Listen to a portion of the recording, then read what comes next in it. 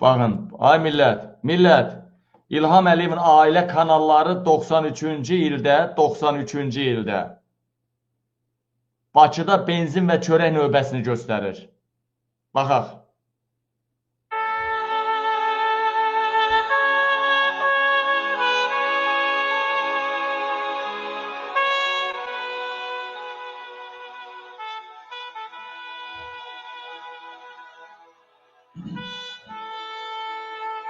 Çörək növbəsinə baxın. Çörək növbəsinə baxın. İndi hakimiyyət bunu göstərir, şükür eləyin. O vaxt çörək növbəsinə dururduq, bəli. Heydər Əliyev gələndən sonra da bir il bu problem davam elədi. Bu nəinki Azərbaycanda, postsovet ölkələrinin çoxunda çörək növbəsi də var idi, benzin növbəsi də var idi. Amma indi qız gəlinlərimizi qayırmaq üçün yad ellilər növbəyə durubdu. Amma indi qızlarımızı qayırmaq üçün növbəyə durubdu. İndi benzin növbəsində gözləmirlər. İndi İlham Əliyev də anamızı, bacımızı, analarımızı, bacımızı ərəblər qayırır, Hindistanlılar qayırır. Haçan qayırtdırıb düşəcək, puldan gələcək, ondan dolanacaq. İndi anasını, bacısını, arvadını kliyentə aparır. Orada növbə gözləyirlər, ya vaxt gözləyirlər. Heydər Əliyev gəldi belə, çörək növbəsinin qarşısını ala bilmədi. Lotu Bəxtiyar vaqonla taxılları keçirdi. Elə Elçi bəy özü qəsdindən çörək növbəsi yaratmışdı ki, Heydər Əliyevi gətirmək üçün. Qəsdindən torpaqları verdilər, qəsdindən surəti böyütdülər, qəsdindən bu bəzi Nəcməddin kimli adamları generala qədər qaldırdılar, böyütdülər. Rəhim Qaziyev kimi yaramazları ordunun başına gətirdilər ki, uğursuzluq olsun, Heydər Əliyev gəlsin. 20 yanvarı qəsdindən qırdırdılar, avtobusları partlatdılar, metroları partlatdılar Heydər Əliyev gətirmək üçün. Elçi bəylə Heydər Əliyev əlbir oğraş olublar. Əlbir oğraş olublar. Bunu mənə kimsə çıxsın burada mənə desin, mən faktdan danışım, faktdan, subutdan. Subutdan. Qohumluq əlaqələrini də qoyum ortaya. Elçi bəyin birbaşa Elçi bəyin daşına küstün əlaqələrini də qoyum ortaya. Vəssalam. Mənə hərzə-mərzə danışmasınlar.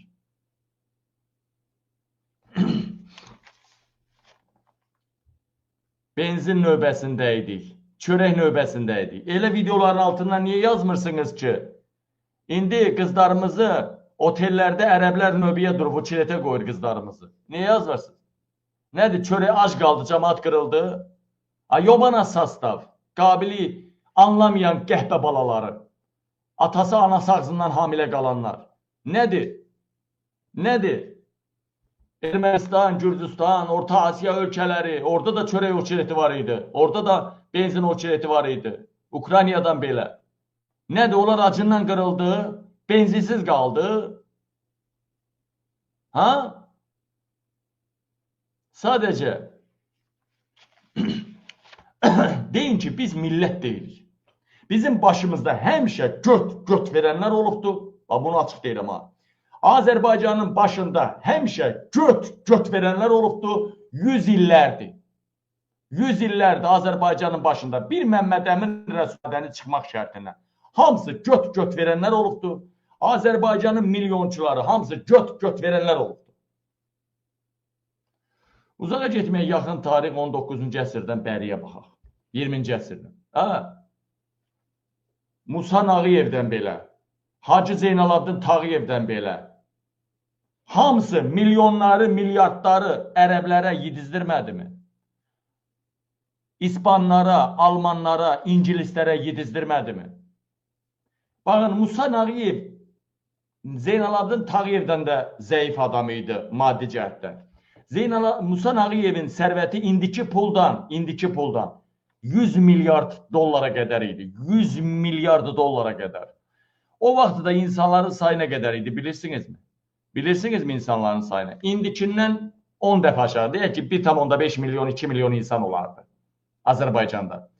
Hamını bəy balası kimi yaşatmaq olardı mı? Olardı. Stalin gəldi, Stalin boynuna çöktü Musa Nağıyevin. Hər şeyin əlindən aldı. Prezidentliyə qədər ucaldı, gəldi Rusiyanın prezidenti oldu. Lenin öldürdü, keçdi prezident. Musa Nağıyevin pulundan. Almanları məğlub elədilər Bakının neftindən. Kaş o vaxt Almanlar işğal eləyərdi Azərbaycanı. Rusiyanı. Kaş qələbəyə nail olardılar. İndi belə uğraşdığı olmazdı. Kaş bizi Ruslar işğal eləməyərdi. Kaş bizi heç olmasa İran işğal eləyərdi. Kaş bizi heç olmasa Türkiyəyə bağlanardıq. Kaş biz heç müstəqil olmayıb Rusiyanın tərkibində qalardıq. Bu qədər balalarımızı əbəs yerə itirməyərdik. Belə bədənimizi və şərəfimizi satmaqdan başqa ayağa dura bilmək imkanımız yoxdur. Yaşama şansı bizə verməyiblər. Puh, belə müstəqilliyin içinə. Puh, belə müstəqilliyin içinə. Belə mi müstəqil olmaq istəyirdik? Ağa o vaxtı cəbhəcə keçibəyin adamları paylaşırdı ki, səkilərimiz qızıldan olacaq. Yadınızdan çıxıb mı? Televizorda mən izləyirdim. Biz elə bir devlətik, zəngin, neft, səkilərimiz qızıldan olacaq. Bütün reşotkalar qızıldan olacaq. Nə oldu be? Qızıldan oldu, bəli. Amma İlham Əliyevin səkiləri, Kəmaləddin Heydarovların səkiləri, bəylərlərin səkiləri, evləri, evin için bütün əşyaları qızıldandır. ABŞ imkan vermədi yaz. ABŞ nə qardı? Nə qardı ABŞ? ABŞ nə qardı? Geri zəkalı, ya burada siğə ilə əmələ gələnlər ya da Rus tulaları burada yazacaq. ABŞ imkan vermədi. İsrail imkan vermədi. Nə qarı? İsrail mənə də dəstək verir. Haçan 100 min meydana çıxdınız? Sizə dəstək vermədilər. Amerika nə qardı? Pis elədi, neftinizi aldı da, qazınızı aldı, pis elədi. Azərbaycan xalqına yetəsi seron qazını da pulsuz verdi bizə. İndi o serondan da betər qazı yandırırsınız 20 qəpik, limitlə 25 qəpikdən. Bir aya 12 qəpiyi keçir, 12-15'i. Amerika nə qardı? Nə elədi Amerika sənə? Bir dənə vəzifədə Amerikanın təyin elədiyi məmuru görürsən, adam Putinə baş əyir, Putinin generallarına baş əyir, Putinin yanına qaçır. Ancaq Rus məktəbləri, Amerikanın əlində olsaydıq, İngilis məktəbləri olardı da çoxlu. Niyə Rus məktəbləri? Amerikanın əlində olsaydıq, bizim generalları Trump təyin eləyərdi də. Amerika sənə nə elədi? İngiltərə sənə nə elədi? Biraz İsrail, İngiltərə gətirməyə kömək elədi. Əliyevləri hakimiyyətə gətirdi, əsas Türkiyə. Sonra Rusiya toparlanan kimi Yeltsin Putinə təhvil verdi hakimiyyəti və Rusiya gücləndikcə Azərbaycanı özünə tərəf zorba ilə çəkməyə bacardı. Çünki İlham Əliyevin götünü və arvadını kliyentə çıxartması, qumara qoyması, İlham Əliyevi birbaşa daldan qayırmaqları hamısı video şəklində Rusiyanın əlindədir. İlham Əliyev onlara qarşı çıxa bilərmi? Yox. Axı sual ortaya çıxır. Amerika neynədir? Birinci, sən millət olaraq özünə elədin. Heydər Əliyev gələndə, o vaxtı dədəm stolu tərsinə qoymuşdu belə, belə, stol, oturacaq stolunu yadıma gəlir ha. Mən neçədə oxuyurdum ay Allah? 5-də mi, 6-da mı oxuyurdum, bilmirəm, 7-də mi oxuyurdum.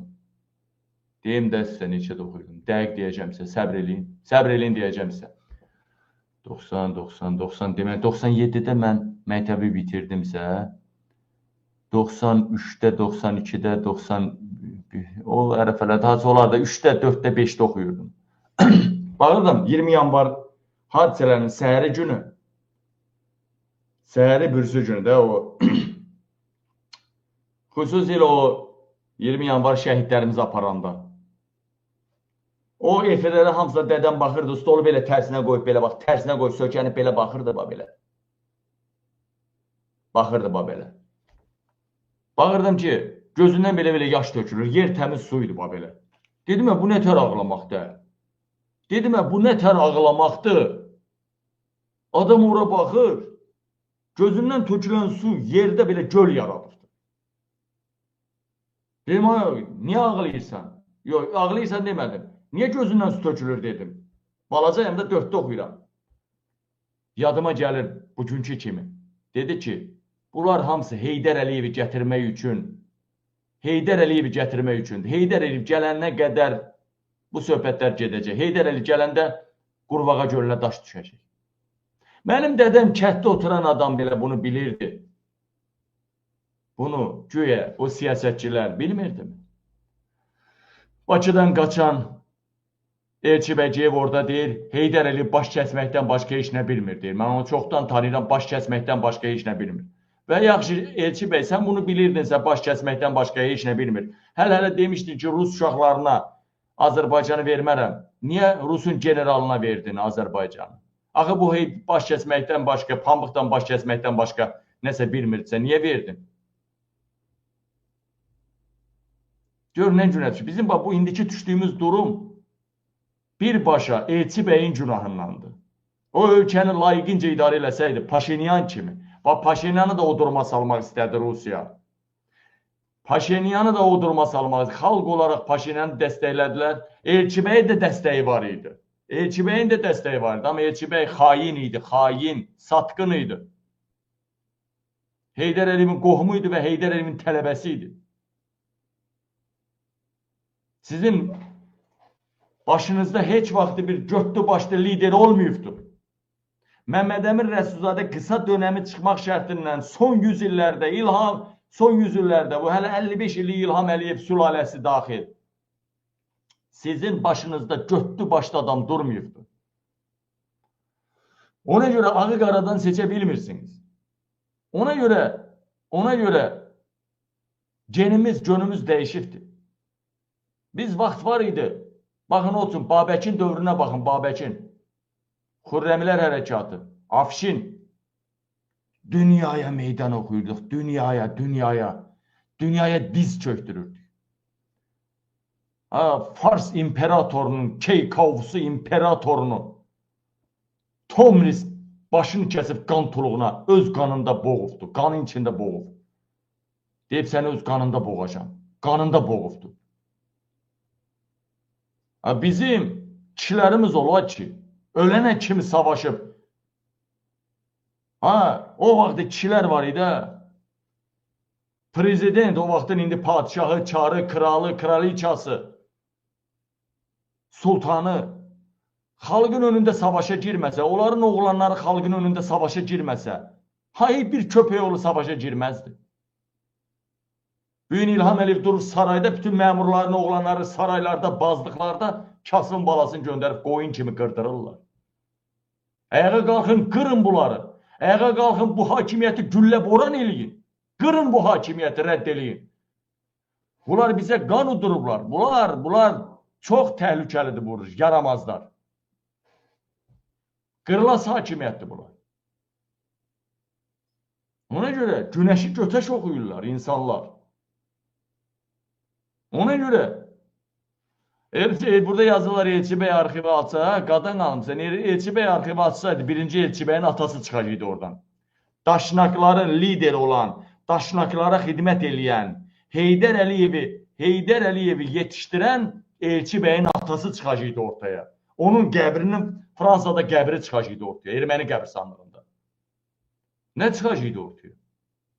Birinci özü çıxacaq, ona görə aşmazdı da. İsa Qəmbərdən belə hamısının Rusiya agenti, keçmiş KGB'nin, indiki FSB'nin zabitləri olduğu ortaya çıxacaq. Siz indiyə kimi düzəməlli lider görmüyorsunuz. Birində Əli Kərimli qalıbdı, o da şübhəli yanaşırlar. Şəxsən mən də şübhəliyəm. Bunu açıq deyirəm. Dəstəkləyirəm.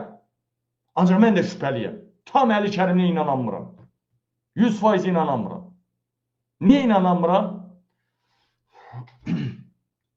Elçi bəydən qalmadılar. Elçi bəy yolu gedirlər. Bu günə kimi Elçi bəy yolu gedirlər. Ona görə inanmıram. 100%, 90% inana bilərəm. 99% inana bilərəm. Amma 100% inanamıram. 100% inanamıram. Dəyərli həmvətənlər. Axı sən, mən, ağıllı adam bilir ki, Elçi bəy xəyanət elədi ölkəyə.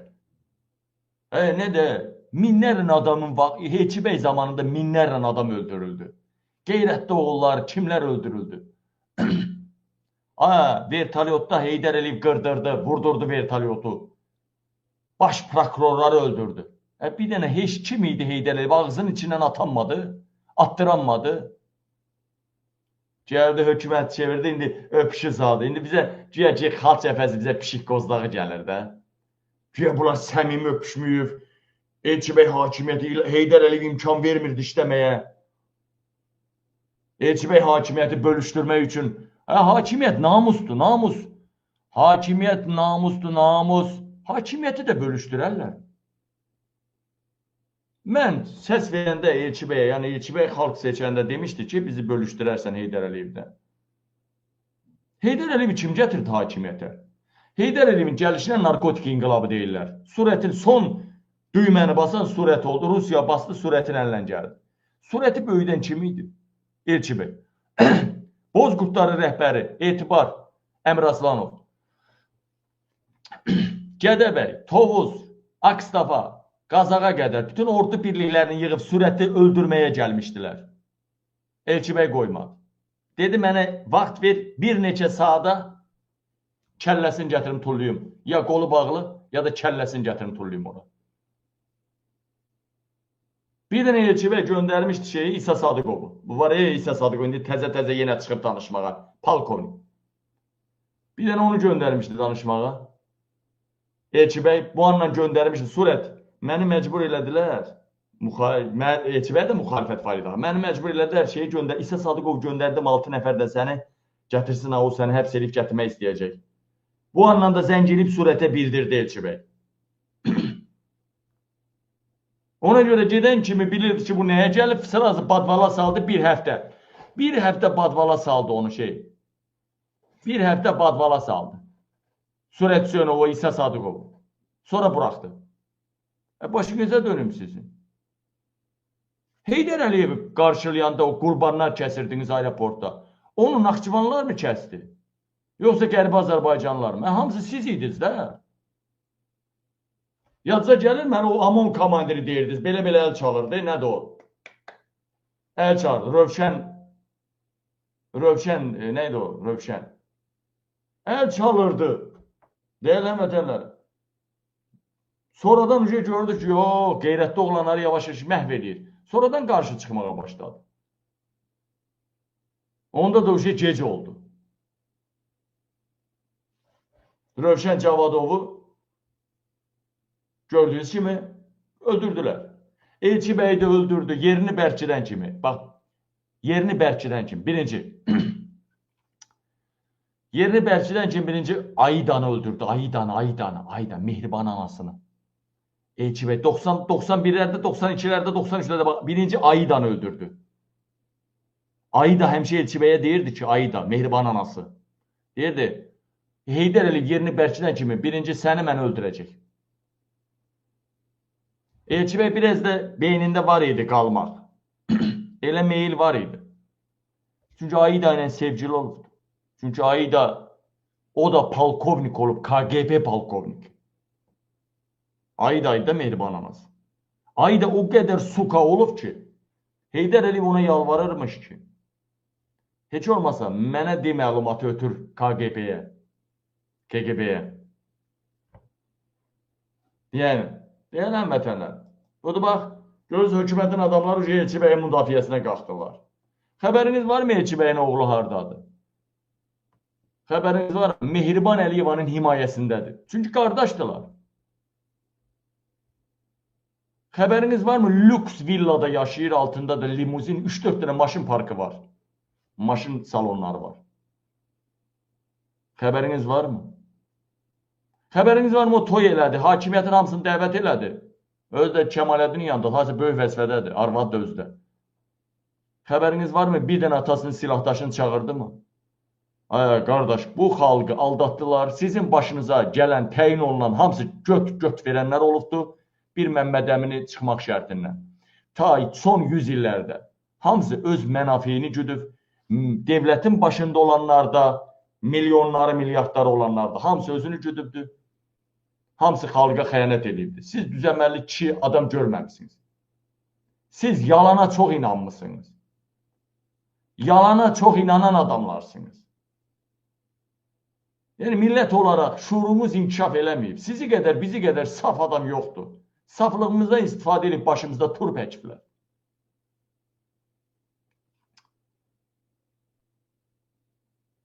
Ona görə deyil həmvətənlər. Hər adama inanmayayım. Amma mən kimi adam bax, Əli Kərimliyə güllatsalar, sinəmi qabaq eləyərəm. Görürsünüz, hər dəfə, hər an dəstəkləmişəm, dəstəkləməyə davam eləyirəm. Hər an dəstəkləməyə davam edirəm. Və Əli bəyin prezident olmağını da istəyirəm. Xalq cəbhəsini də dəstəkləyirəm. Düz içində tulalar da çoxdur, məni sevməyənlər də çoxdur. Əliyevçilər, nayomniklər də var. Amma mən deyirəm ki, mən prezident olsam Əli Kərimdən də yaxşı xidmət eləyəcəm. Çünki Əli Kərimli inanmıram arxivləri açar. Əli Kərimli Elçibəy yolu gedir. Elçibəy xalqa xəyanət eləyən olubdur. Elçibəydən dolayı və köhnə strukturlardan dolayı, köhnə strukturun insan olmağından dolayı mən şübhə ilə yanaşıram. Düzdür, Əli Kərimli gəlsə yaxşı yaşayacaqsınız. İndikindən 50 dəfə yaxşı yaşayacaqsınız. Amma mən gəlsəm 70 dəfə yaxşı yaşayacaqsınız. Məsələn deyirəm.